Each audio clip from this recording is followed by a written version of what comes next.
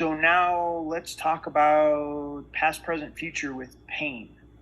And this is an interesting concept, and it plays around with your mind a little bit. And it causes us, or in order to do this, we have to be more present or more aware of things that are going on before the pain happens. And I learned this concept from understanding tracking, taking primitive skills classes. So when you're tracking an animal through the woods, there is an understanding that when an animal is looking forward, the pressure in the print is going to be different than if they turn their head to the side, to the right, or to the left, or they begin to back up.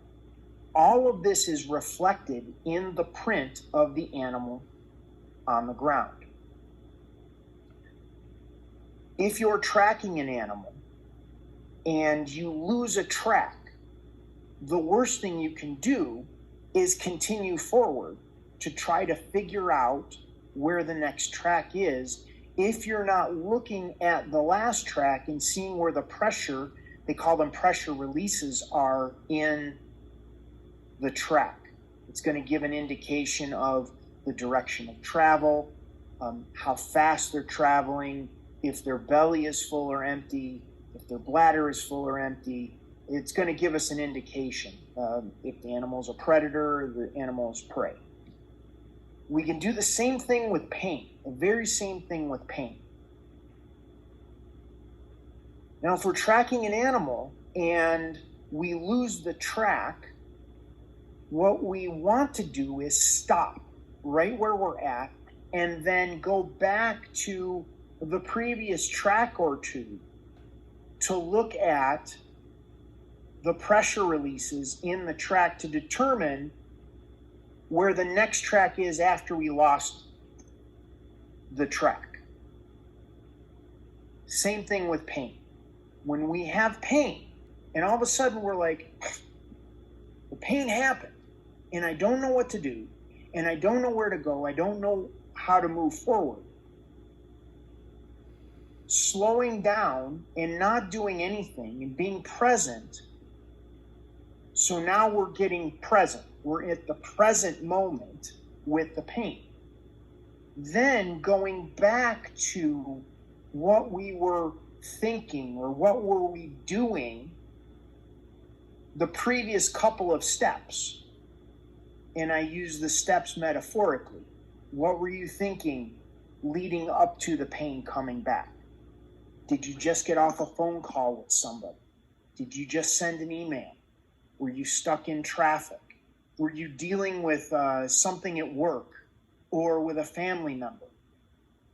What was going on before the pain happened? Were you drinking water? Were you tired and you ignored that? So all of these components go into how you got to the present moment. So now we're looking at the past as to how we can begin to take care of ourselves from the past that's going to put us at a different place in the present. And what happens is when we do that, and we have to do this over and over and over again to change the trajectory of the future that we want to create for the knee. So the more we can stop, be present to what's going on, and then begin to take a few steps back, what has happened in the last hour, couple hours, half a day, to get an idea of what led us to this spot right now that will change the trajectory into the future moving forward. So that's my past, present, and future understanding of what's going on with the knee, with pain in the physical body. Yeah, that's really useful for all kinds of things in our lives, Bill. Totally. Yeah. It Like, is. Not And it's just when very you walk into a profound. room and Thank forget. you. Yeah, not yeah, just when you walk into a room and forget something and backing up. I mean, like, this is like expanding that whole concept into a whole different, thing that we don't usually think about. A whole different realm. yeah. So this is a concept that I've taught my daughter. And I have a story that I wrote about one time. There's about 400 feet in back of me over there. There's a field. And in that field, there was a lot of wild roses that would grow very wild.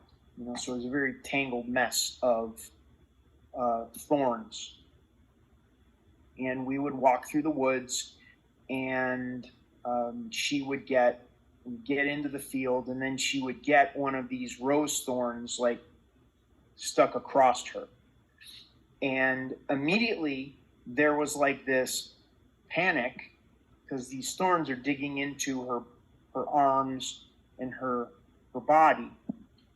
And I said, stop. Like, the panic causes us once to do something, like to pull at the thorn bush or whatever that is to get unstuck. And I told her, stop, now breathe. So she would start breathing. This is module 2 in the breathing room. And she would sit there and she would breathe. And I said, okay, can you see where the thorns are? She goes, yeah. I said, take your fingers, reach between the thorns, and hold on to the cane of the rose bush. And unhook it from yourself, put it to the side, and then walk by and then let it go. But it was that walking her through that process so she wouldn't panic and then want to run forward, and then now she's bleeding because the thorns are tearing at her skin and things like that. It's the same concept no matter what you're doing, no matter where you're going. But especially with the physical experience of pain, discomfort, stiffness, achiness, tightness, slowing that process down, getting very present, and see what we need to do to move ourselves out of that situation.